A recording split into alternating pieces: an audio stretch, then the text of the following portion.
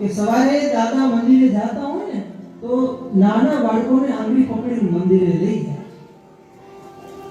એ જ્યારે દાદા બાળકને મંદિરે લઈ જાય પછી જ્યારે દાદાની મોટી અવસ્થા આવે અને એનો પુત્ર યુવાન થઈ જાય ને તો એ જ પુત્ર એને ધાડી પર દાદાને દર્શન કરવા માટે લઈ જાય. આ રોકાણ છે કે નહીં? મોટામાં મોટું આ રોકાણ છે. આટલા વર્ષો બેઠા છે અને અહીં વાત થતી કે નાણાં કરતા વ્યાજમાં રોકાણ વ્યાજમાં કરવાનું છે. એ સંસ્કૃતિનું જતન આપણે શીખવાડીએ છીએ.